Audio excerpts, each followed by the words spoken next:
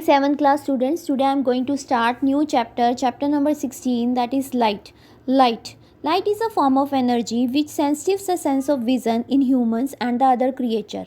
Light क्या है? Light एक फॉर्म ऑफ एनर्जी है जो हमारे क्या करती है, हमारे ह्यूमन बींग्स या हम अदर क्रिएचर की बात करें तो हम किसी भी ऑब्जेक्ट को जब हम देखते हैं तब उसके लिए किसकी ज़रूरत होती है? लाइट की. So we can say light is a form of energy.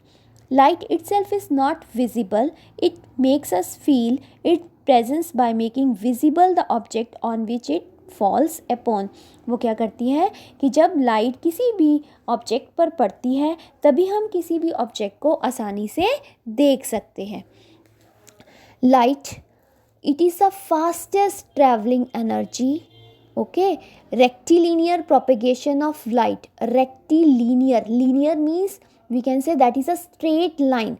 The movement of light in a straight line is called rectilinear propagation of light.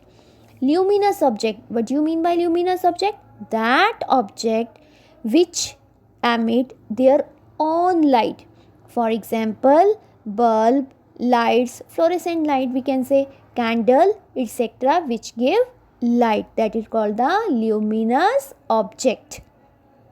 Fluorescent. What do you mean by fluorescent? Which gives light due to energized or the excited atoms. कि किसी भी excited atom के द्वारा जो light देते हैं that are called fluorescent. Next is a parallel beam of light. Parallel means straight lines are going on. A beam of light may be parallel in which where all the light rays are the parallel to each other. जो race एक दूसरे के parallel में move करती हैं उस beam of light को हम क्या बोलते हैं? That are called parallel beam of light. Convergent beam of light. Convergent का मतलब when the rays of light which are coming together, जो बहुत एक ब्रॉड सरफेस से आ रही होती हैं और एक पर्टिकुलर एक ही पॉइंट पे मीट करती हैं, मिलती हैं, then we can say that is a convergent beam of light. Convergent means when light rays from a broad surface of light, बहुत दूर दूर से आ रही हैं ब्रॉड सरफेस से and they meet together at the same point और at a point, one point की एक ही जगह पर दूर से आती हुई रेस मिल रही हैं, then we can say that are called the convergent rays of light. Divergent का मतलब जब एक रे ऑफ लाइट स्प्रेड हो जाती है, फैल जाती है, then we can say that is a divergent.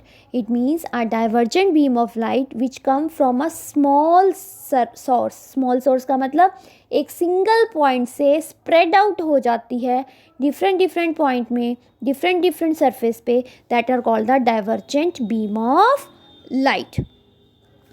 Next is reflection of light. Reflection का मतलब bounces back and after falling on a reflected surface. कि एक बार लाइट एक सरफेस पर जा रही है फिर वो टकराकर वापस आ रही है, हम उसे बोलते हैं रिफ्लेक्शन. और वी कैन से रिफ्लेक्टेड रे.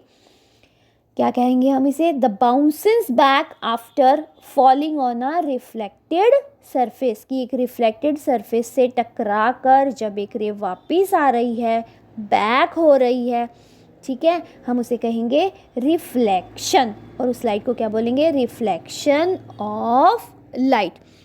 जब हम रिफ्लेक्शन ऑफ लाइट की बात करते हैं तब हम बात करते हैं इंसिडेंट रे, रिफ्लेक्टेड रे की. अगर हम बात करें एक सरफेस की, that are called the reflected surface, उसका हमने मिडल पॉइंट ले लिया है 0 और वी कैन से O, ठीक है. जो मिड में हमेशा आपको पता है कि जब हम मैथ भी करते हैं, एक स्ट्रेट लाइन जब भी मूव करती है तो वो 90 डिग्री का एंगल बनाती है, that ray are called the normal रे. और हमारे एक रे जो इंसिडेंट रे जिसे हम कह रहे हैं वो रे हमारी रिफ्लेक्टेड सरफेस पे मीट कर रही है, that are called the AO. That ray are called incident रे.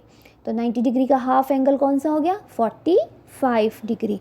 और वही O से जब रे बाउंस होकर, अभी बोला ना हमने रिफ्लेक्शन, बाउंस होकर जब वापस आ रही है उस रे को हम बोलेंगे रिफ्लेक्टेड रे. तो हमारे पास कौन सी रेज होगी? Normal ray, incident ray and reflected ray. तो हमारा एक क्वेश्चन बनता है, what is reflection of light? क्या है? When the incident ray of light is equal to the angle of reflection, और we can say reflected ray of light, कि जो हमारा एक एंगल है आई, वो एंगल आर के इक्वल हो जाता है। 45 डिग्री एंगल आई बन गया, 45 डिग्री का ही एक एंगल आर बन गया। और क्या कहेंगे हम? When the angle of incidence, that means that is the 45 degree, is always equal to the angle of reflection, that is also is 45 degree, that are called the reflection of light. Clear? और हमारे पास दो image formed होती हैं due to the reflection. Two images form that are called real image and virtual image. कौन कौन सी image formed होती है? Real image and virtual image. The image which are formed on the screen, जो screen पर image formed होती है, that are called the real image. और जो बिहाइंड द स्क्रीन, जो हमारी स्क्रीन पे फॉर्म्ड नहीं हुई है, उसके बिहाइंड में हुई है, the image which is formed when the rays appear to meet each other but actually do not intersect, or that image which behind the screen form, मतलब स्क्रीन के behind में formed हो रही है, that image are called the virtual image. Mirrors and image. क्या है mirrors? Mirrors are the smooth surface of the glass which are made reflecting by polishing them silver on one side, कि एक तरफ से उसे पॉलिश किया गया है और एक तरफ से हम कह सकते हैं कि वो बहुत होलो सा हमें दिखाई देता है। तो अगर हम बात करें इमेज फॉर्मेशन की प्लेन मिरर में, तो हम कहेंगे लुकिंग ग्लास जो हमें दिखाई दे रहा है, that is a plane mirror, that is a flat smooth glass surface जिसे हम पॉलिश करते हैं ऑन इट्स बैक फेस पे सिल्वर कलर का, और जो अदर फेस होता है that is use as a reflected surface. Now lateral inversion. Normally एक जनरल एग्जांपल लेते हैं। जब आप मिरर के सामने खड़े होते हैं, आप देखते हो कि जो आपकी लेफ़्ट आर्म है वो आपको अपीयर होती है राइट, और राइट अपीयर होती है लेफ़्ट। और एक और एग्जांपल ले सकते हैं एम्बुलेंस। जब भी आप देखें कि एम्बुलेंस आप देखते हैं, एम्बुलेंस के आगे जो लिखा होता है एम्बुलेंस, वो हमेशा अपोजिट में लिखा होता है।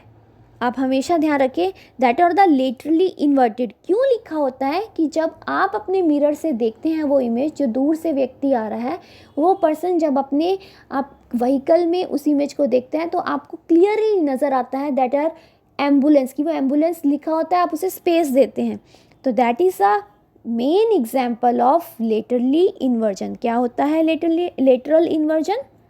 The interchanging of left and right side of an object with its image, कि हम क्या कहते हैं कि जो हमारी राइट इमेज है वो हमें लेफ़्ट नज़र आती है, और जो किसी भी ऑब्जेक्ट की राइट साइड है वो लेफ़्ट नज़र आई, लेफ़्ट साइड हमें राइट नज़र आई इमेज के साथ, उस इन्वर्जन को हम बोलते हैं लेटरल इन्वर्जन।